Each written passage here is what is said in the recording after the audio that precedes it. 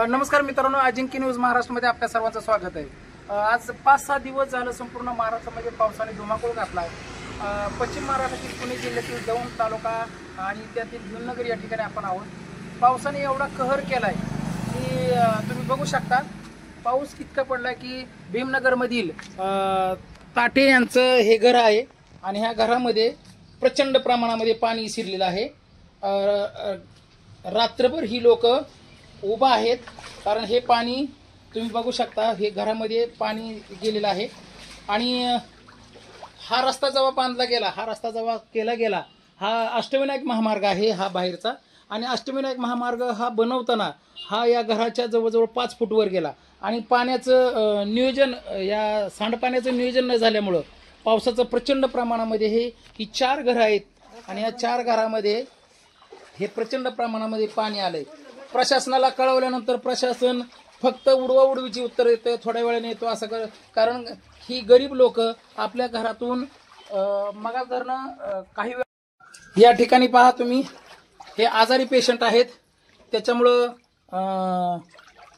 अतिशय म्हणजे दुरावस्था झाली। हे असं घरातून पाणी जवळजवळ पहाटेपासून जसा पाऊस उघडलाय तेव्हापासून असं घरातून पाणी काढण्याचं काम चालू आहे। संपूर्ण साहित्य घरातलं भिजलेलं आहे, तुम्ही बघू शकता। घरामध्ये ही पाणीच पाणी, प्रचंड प्रमाणामध्ये पाणी झालेलं आहे आणि रस्त्यावरती कचऱ्याचं प्रमाण वाढलंय, सर्व गटार तुंबलेले आहेत। आणि तुमच्या काय वाटतंय तुम्हाला आता ही प्रतिक्रिया की हा पाऊस झालाय आणि तुम्ही आता नगरपालिकेला कळवलं होतं का? गाडी बोलावली ना ती उपसायची, येतो म्हणलाय गटर पुढचं वाहत आहे ना ती बंद, पाणी जाणारी वसरू पहिलं जात होतं ते बंद झालंय।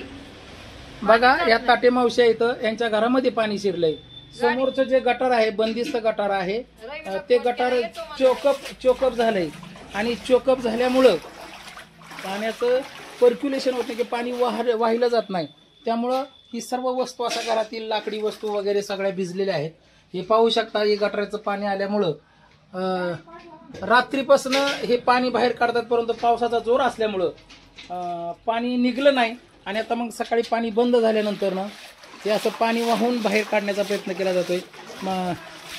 माझी प्रशासनाला विनंती आहे, कृपया असं गरिबांच्या घरामध्ये गेलेलं पाणी हे काढण्यासाठी आपण जी गाडी आपली ती गाडी येणार आहे, अशी गटार चोकअप झाल्यामुळं या ठिकाणी पाणी वाहिलं जात नाहीये आणि त्याचा परिणाम असा झाला आहे बघा, कचऱ्याचे असे ढीग रस्त्यावरती साठलेले आहेत, त्यामुळे हे गटार चोकअप झाले आहेत आणि चोकअप झालेल्या गटारांमुळं हे पाणी वाहून जात नाही।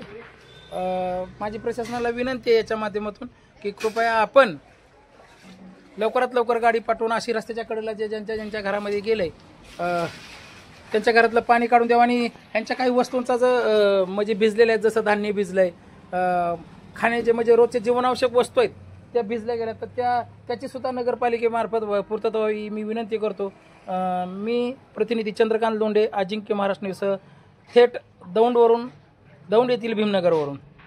धन्यवाद।